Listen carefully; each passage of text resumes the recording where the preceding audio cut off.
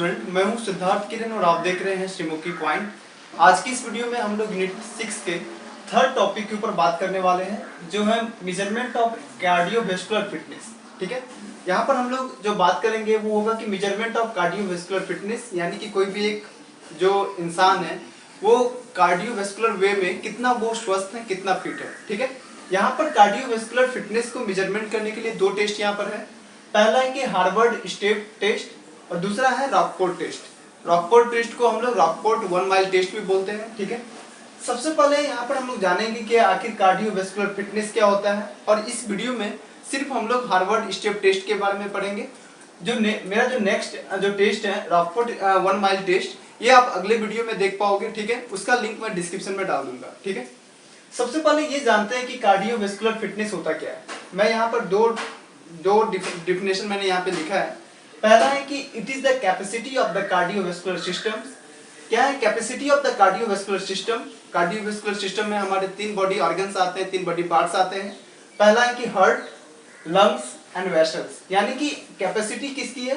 Heart की, lungs की and vessels की, कि कितना इफिशिएंटली वो ऑक्सीजनेटेड ब्लड को हमारे वर्किंग मसल्स में भेज रहा है। ठीक है, क्या है कि it is the capacity of the cardiovascular system, जिसमें हम लोग का हार्ट, लंग्स एंड वेसल्स आएगा, जो कितना एफिशिएंटली वो ऑक्सीजनेटेड ब्लड को हमारे वर्किंग मसल्स में भेजेगा to use the oxygen delivered by the blood supply as a source of energy for movement. ठीक है, आप लोग समझ गए होंगे। अब इसके बाद अब 2 टर्म है, 2 बॉडी पार्ट्स हैं। पहला है कि लंग्स और दूसरा है हार्ट। बहुत सारे लोग ये कंफ्यूज हो जाते हैं उनके फंक्शन में। हम लोग जब भी बात करेंगे यहाँ पर लंग्स की और हार्ट्स की, तो हम लोग श्योर रहेंगे कि जो हम लोग का लंग्स का काम होता है और जो हार्ट का काम होता है, हार्ट का काम सिर्फ पंपिंग होता है। ठीक है, ठीक है, और लंग्स का काम क्या होता है कि ये आपका हमारे जो भी ब्लड्स है, जो उसमें ऑक्सीजन है, ये जो कहते हैं डीऑक्सीजनेटेड ब्लड, ये ऑक्सीजनेटेड ब्लड, ये जो ऑक्सीजन को ऐड करना, ये कार्बन डाइऑक्साइड को बाहर कर देना, ये जो काम करता है मेरा लंग्स करता है, जिसे हम लोग फिल्टर भी बोलते हैं। ठीक है, ठीक है, ये आपका ऑक्सीजनेटेड ब्लड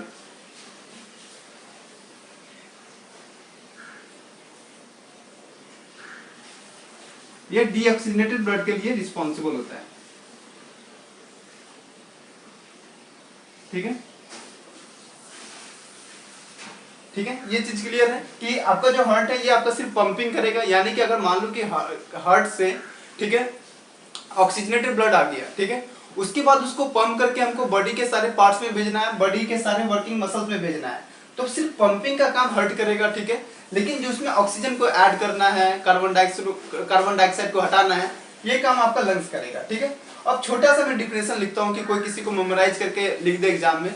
वो है कि ability of heart and lung to take in and to transport adequate amounts of oxygen to the working muscles for activity।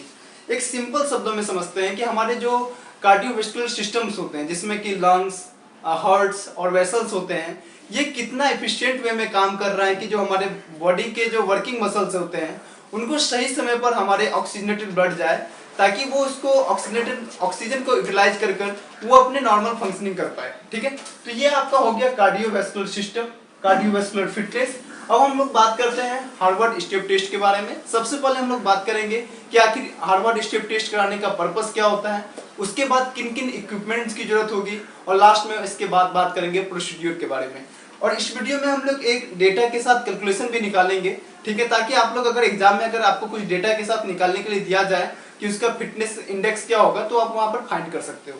तो वीडियो के लास्ट तक बने रहिएगा ताकि चीजें आपको समझ में आ पाएगी। स्टूडेंट्स, अब हम बात कर लेते हैं हार्वर्ड स्टेप टेस्ट के बारे में। कंसेप्चुअल वे में हम लोग आगे बढ़ने वाले हैं और सारी चीज़ों को समझेंगे। ठीक है, अगर आपने एज्यूम किया है कि कोई भी टेस्ट है जो ये सब टेस्ट बहुत भारी लग रहा है, समझ नहीं पाएंगे, तो ऐसा कुछ भी नहीं है। बहुत ही डिटेल्ड वे में बढ़ेंगे और सारी चीज़ें समझते हुए जाएंगे। सबसे पहले हम लोग जान लेते हैं कि हम लोग हार्वर्ड स्टेप टेस्ट को एक और नाम से जानते हैं, जिसे हम लोग एरोबिक फिटनेस टेस्ट के नाम से भी जानते हैं। हो सकता है कि आपके MCQ या अगर 5 नंबर के क्वेश्चन जो आते हैं उसमें आपको हार्वर्ड स्टेप टेस्ट ना देकर इस नाम से दे सकता है कि इसके बारे में बताइए। ठीक है, तो उसमें आपको कंफ्यूज नहीं होना है। इसके अलावा जो ये डेवलप किया है, जो डेवलप उन्होंने किया है, वो है ब्राउवा एंड अदर्स। इनके और भी फ्रेंड्स थे जो कार्डियोवैस्कुलर फिटनेस के लिए एक टेस्ट का इजाद किए थे, और वो था आपका हार्वर्ड स्टेप टेस्ट। और 1943 में, ठीक है। अब हम जान लेते हैं कि हमारा पर्पस क्या होता है। अगर हार्वर्ड स्टेप टेस्ट कोई स्कूल, कोई इंस्टीट्यूट या कोई भी एक ऑर्गेनाइजेशन करवाती है तो उसके पीछे पर्पस क्या होता है। वो चाहती है कि किसी भी एक इंडिविजुअल्स का वो कार्डियोवैस्कुलर फिटनेस को जान सके, ठीक है।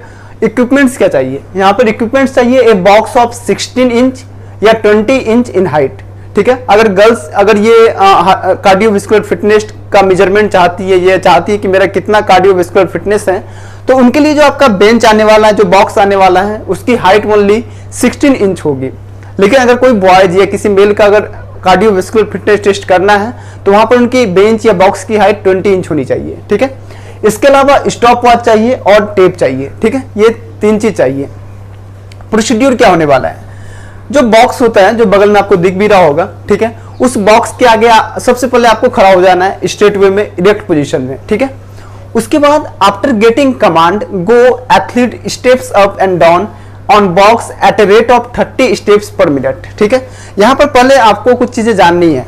अगर आपके पास कुछ ऐसे प्रॉब्लम्स हैं, मान लो कि कोई ऐसे स्टूडेंट हैं, ऐसे पेशेंट हैं, ऐसे इंडिविजुअल हैं जिन्हें कुछ प्रॉब्लम है, जैसे मस्कुलर डिस्ट्रॉफी की प्रॉब्लम है, तो उनके लिए टेस्ट थोड़ा सा मुश्किल हो सकता है क्योंकि यहाँ पर कोई सपोर्ट नहीं है, आपको अपने पैरों के दम पर खड़ा होना है उस बॉक्स पर, तो ये थोड़ा सा मुश्किल हो सकता है। लेकिन इसका मतलब ये नहीं है कि अगर कोई उस पर चढ़ नहीं पा रहा है या अगर कर नहीं पा रहा है तो उसका कार्डियोवैस्कुलर फिटनेस वे में वो खराब है, ठीक है।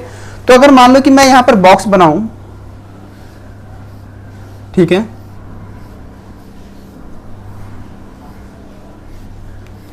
कुछ इस तरह का बॉक्स है आपका, ठीक है, और यहां पर मैं पार्टिसिपेंट बनाऊं कुछ इस तरह का, तो सबसे पहले क्या करना है, उसको अपना एक लेग इस पर रखना है, ठीक है। एक लेग रखेंगे वो, ठीक है। उसके बाद वो दूसरा, मान लो कि उन्होंने राइट लेग अपना पहले रखा, R1 मतलब राइट लेग उन्होंने सबसे पहले बार रखा, तो वो उसके बाद इस बॉक्स पर फिर वो अपना लेफ्ट पैर को भी रखेंगे, ठीक है। यानी कि वो बॉक्स पर आ जाएंगे। पहला स्टेप क्या होगा कि राइट पैर को वो बॉक्स पर रखेंगे। दूसरा स्टेप क्या है कि लेफ्ट पैर को बॉक्स पर रखेंगे। तो ये दोनों स्टेप के बाद आप देखोगे कि वो बॉक्स पर खड़ा हो पाएगा, ठीक है। उसके बाद फिर आपको राइट पैर को नीचे ले आना है और उसके बाद लेफ्ट पैर को नीचे ले आना है, ठीक है। तो ये आपका हो गया 1 स्टेप, ठीक है। यहां पर मैं लिखा भी हूं कि एक स्टेप में हम लोग एक अप एक डाउन को गिनेंगे, ठीक है। अब यहां पर आपके पास कुछ चीजें जो मैंडेटरी है वो है कि अगर आपकी मूवमेंट शरीर में इतनी नहीं है कि आप 1 मिनट में 30 स्टेप्स कर पाएंगे, यानी कि आप एग्जॉस्टेड हैं, आपके अंदर उतनी एनर्जी नहीं है। अगर आपको हार्वर्ड स्टेप टेस्ट से गुजरना है, ठीक है, इसके लिए एक एलिजिबल इंडिविजुअल बनना है, तो आपको 30 स्टेप्स पर मिनट करनी पड़ेगी। यानी कि अगर 5 मिनट आप करोगे तो 150 स्टेप्स यहां पर आपको करने पड़ेंगे, ठीक है।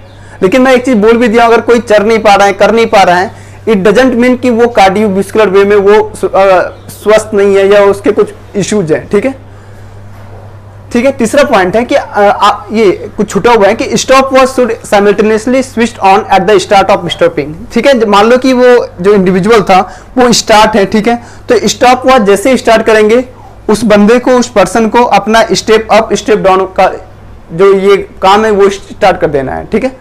तीसरा है कि after completion of stepping athletes rest for 1 minute. मान लो कि मैं अगर कोई जो बंदा है वो मान लो कि 10 बजे स्टार्ट किया, ठीक है, 10 AM मान लेते हैं, ठीक है, वो 10:05 तक करेगा, ठीक है, ठीक है। यानी कि यहां पर कितना हो गया, 5 मिनट तक वो किया, ठीक है। उसके बाद उसको 1 मिनट का रेस्ट लेना है, ठीक है। यानी कि इसके बाद वो 1 मिनट का रेस्ट लेंगे, यानी कि 10:06 और 10:05 से 10:06 के बीच में वो किसी तरह का एक्टिविटीज नहीं करेंगे वो, ठीक है। उसके बाद क्या होगा, हम लोग का रीडिंग लेने का समय शुरू होता है। क्या, अगर 1 मिनट तक उन्होंने रीडिंग रेस्ट किया, उसके बाद हम लोग उनका 30 सेकेंड तक उनका हार्ट बीट्स को नापेंगे, मेजर करेंगे, ठीक है। हार्ट बीट्स को हम लोग मेजर करने का अलग अलग तरीका जानते हैं। कोई मान लो कि छाती पर हाथ रख के ऐसे नापेगा, कोई गले के पास 2 उंगली या 3 उंगली के साथ ऐसे नापता है, ठीक है। और भी तरीके हैं उसके, जो भी आपके लिए बेस्ट लगता हो वो आप यूज कर सकते हो, ठीक है। 30 सेकेंड्स तक हम लोग नापेंगे, ठीक है। यानी कि हम लोग अगर 10:06 तक वो रेस्ट किया, यानी कि 10:06 हो गया, तो 10:06 और 30 सेकेंड तक उनका यहाँ पे फर्स्ट रीडिंग आ गया, ठीक है। उसके बाद वो फिर रेस्ट करेगा, ठीक है। यानी कि वो 1 मिनट के बाद हमने पहला रीडिंग लिया। यहां पर मैंने लिखा भी है कि after completion of stepping athletes rest for 1 minute, first reading should be taken after 1 minute for 30 second. 1 minute के बाद हम लोग 30 सेकेंड के लिए उसका पहला रीडिंग लेंगे, ठीक है। उसके बाद सेकेंड रीडिंग आफ्टर 2 मिनट्स, यानी कि अगर उन्होंने 10-5 में, ठीक है, 10-5 में उन्होंने कंप्लीट किया अपना, तो 10-5 से 2 मिनट कितना होता है, 10-7, यानी कि जो मेरा सेकेंड रीडिंग होगा वो होगा 10-7 में,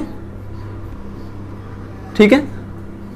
10-7 में हम लोग फिर 30 सेकेंड तक उनका हार्ट बीट को नापेंगे, ठीक है। यानी कि हमारा 10-7-30 सेकेंड, यहां पर मेरा सेकेंड रीडिंग कंप्लीट हो जाएगा, ठीक है। उसके बाद हम लोग फिर रुकेंगे 3 मिनट के बाद, यानी कि उन्होंने जब कंप्लीट किया है उसके 3 मिनट के बाद, यानी कि 10:08 पर हम लोग फिर रीडिंग स्टार्ट करेंगे, यानी कि 10:08:30 पर उसका थर्ड रीडिंग कंप्लीट हो जाएगा। यानी कि हमने यहां पर फर्स्ट रीडिंग लिया, जिसे हम लोग डिनोट कर देते हैं R1 से। यहां पर हमने सेकेंड रीडिंग लिया, जिसको हम लोग डिनोट करेंगे R2 से, और थर्ड रीडिंग लिया R3 से, ठीक है। ये हो गया आपका। अब हम कुछ अपने मन से एक एजम्पशंस लेते हैं। जैसे मान लो कि उन्होंने शुरू में 1 मिनट रेस्ट किया, तो हम लोग मान लेते हैं कि उनका जो हार्ट बीट है, जो मान लो कि कुछ ले लेते हैं डेटा अपने मन से, कि मान लो कि उनका हार्ट बीट पहले बार में रह गया 70, या मान लो कि 65 रह गया, ठीक है। सेकेंड जो रीडिंग हुआ उसका हार्ट बीट आ गया मान लो कि 52, और थर्ड रीडिंग में मान लो कि 48। कुछ इस तरह से डेटा आपके पास आ गया। यानी कि यहां पर R1 की वैल्यू, ठीक है, यानी कि फर्स्ट रीडिंग की वैल्यू 65 हार्ट बीट्स हुई, सेकेंड रीडिंग की वैल्यू यहां पर 52 हो गई, और थर्ड रीडिंग की वैल्यू यहां पर 48 हो गई। तो ये आपका रीडिंग वाला काम हो गया। अब हम बात करेंगे कैलकुलेशन के बारे में, ठीक है। यानी कि मैं एक बार फिर से दोहराता हूं। सबसे पहले क्या करना है कि आपको जो आपके आगे जो बेंच लगे होंगे, आपके आगे जो बॉक्स लगे होंगे, उस पर आपको सबसे पहले एक पैर रखना है। मान लो कि मैंने राइट साइड से राइट पैर मैंने पहली बार रखा, तो आपका जो सेकंड क्या होगा कि आपको अपने लेफ्ट पैर को ऊपर रखना है, यानी कि आप अपने बॉक्स पर खड़े हो गए। उसके बाद राइट पैर को आपने नीचे किया, उसके बाद लेफ्ट पैर को नीचे किया, ठीक है। ये हो गया। इस तरह से आपको 5 मिनट करना है, ठीक है। यानी कि 150 स्टेप्स होने वाले हैं, और एक स्टेप्स में 1 अप 1 डाउन होगा, ठीक है। उसके बाद आपको 1 मिनट का रेस्ट करना है, ठीक है। यानी कि अगर मैं 10 बजे स्टार्ट किया तो 10:05 तक मेरा स्टेप्स अप स्टेप्स डाउन होगा, 10:05 से 10:06 तक मैं रेस्ट करूंगा, 10:06 से 10:06 30 सेकेंड तक मेरा रीडिंग होगा, जिसे हम लोग R1 बोलेंगे, ठीक है। वहां पे मान लो कि इनकी रीडिंग 65 आई। उसके बाद, ठीक है, उसके बाद वो फिर यानी कि 10:05 से 2 मिनट, यानी कि 10:07 हो गया, ठीक है। 10:07 से फिर हम लोग 30 सेकेंड का एक रीडिंग लेंगे, जिसे हम लोग R2 बोलेंगे, ठीक है। उसके बाद फिर यानी कि 10:05 से 3 मिनट, यानी कि 10:08, ठीक है। 10:08 से हम लोग रीडिंग लेंगे, जो 10:08 30 सेकेंड तक चलेगा, जिसे हम लोग R3 बोलेंगे, ठीक है। अब कैलकुलेशन की तरफ हम लोग बढ़ते हैं। स्टूडेंट्स, अब हम बात करते हैं कैलकुलेशन के बारे में। अगर किसी ने हार्वर्ड स्टेप टेस्ट परफॉर्म कर दिया, हमने डेटा भी ले लिया, तो उसके बाद कैसे हम बता सकते हैं कि कार्डियोवैस्कुलर फिटनेस उसका कैसा है, ठीक है। यहाँ पर हम लोग कार्डियोवैस्कुलर फिटनेस के लिए जो हमने हार्वर्ड स्टेप टेस्ट किया, उसकी एक जो इंडेक्स होता है, वो एक स्कोर होता है, वो होता है फिटनेस इंडेक्स स्कोर, जो हार्वर्ड स्टेप टेस्ट करने के बाद डेटा से हम लोग निकालते हैं, जिसके लिए फॉर्मूला होता है 100 into test duration in seconds by 2 into sum of heart beats in recovery period, ठीक है। हमने जो डेटा लिया था, मान लो कि वो जो लड़का था जिन्होंने परफॉर्म किया, वो एक बॉयज था, ठीक है। उसकी जो वैल्यू आई है पहले ही रिजल्ट में, ठीक है, पहले जो हमने जो उनकी जो डेटा ली, वो था पहले की 65 हार्ट बीट्स, सेकेंड में था कि 52 हार्ट बीट्स, और लास्ट में था 48 हार्ट बीट्स, ठीक है। तो हम फार्मूले पे आगे बढ़ते हैं। 100 into test duration in second, 5 minute था तो 5 इंटू 60, जो आपको सेकेंड में बदल देगा, यानी कि 100/300 हो गया, ठीक है। और नीचे था क्या, 2 into sum of heart beats in recovery period, यानी कि 2 इंटू हार्ट बीट्स कितना था, R1 plus R2 plus R3, ठीक है। ऊपर में 100 इंटू 300 होगा। उसके बाद हम लोग जो R1 plus R2 plus R3 ये तीनों को ऐड कर देंगे, जो हो जाएगा 65 प्लस 52 प्लस 48, ठीक है। जो आपका ऊपर में आ जाएगा कितना, 100 इंटू 300 बाय 2 इंटू 165, इसे आप कैलकुलेट करोगे तो वैल्यू आपकी आएगी 90.90। ठीक है, अब हम जानना चाहेंगे कि वो जिस बंदे की ये टेस्ट हुई थी, यानी कि वो उसका कार्डियोवैस्कुलर फिटनेस कैसा है, किस कंडीशन में है। तो इसकी जो आप टेबल देखे होंगे किताब में भी, अगर बगल में आपको दिख भी रहा होगा, तो वैसे लिहाजे से हम कह सकते हैं कि उस लड़के की कार्डियोवैस्कुलर फिटनेस बहुत एक्सीलेंट कंडीशन में है, वो स्वस्थ है, यानी कि उसकी जो हार्ट्स है, उसकी लंग्स हैं, आफ्टर डूइंग जो 5 मिनट के बाद भी वो अच्छे तरीके से उनकी हार्ट बीट्स उतनी तेज नहीं हुई। तो कह सकते हैं कि उनकी जो बॉडी की कैपेसिटी इतनी है, उनकी जो कार्डियोवैस्कुलर सिस्टम्स जिसमें लंग्स, हार्ट्स और जो वेसल्स थे वो अच्छे तरीके से काम कर रहा है, और जो हमारे वर्किंग मसल्स हैं, वर्किंग टिश्यूज हैं, वहां तक वो सही अमाउंट में ऑक्सीजन पहुंचा रहा है। ठीक है, ऑक्सीजनेटेड ब्लड पहुंचा रहा है। ठीक है, या अगर कोई वो गर्ल्स होती, अगर उसकी वैल्यू 86 से भी ऊपर आती, तो हम कह सकते थे कि कार्डियोवैस्कुलर फिटनेस उसका ठीक है, वो उसकी एक्सीलेंट कंडीशन में है। अब हम बात करेंगे कि एडवांटेजेस एंड डिसएडवांटेजेस को लेके कि हार्वर्ड स्टेप टेस्ट के क्या क्या एडवांटेज है और क्या क्या डिसएडवांटेज है। ठीक है,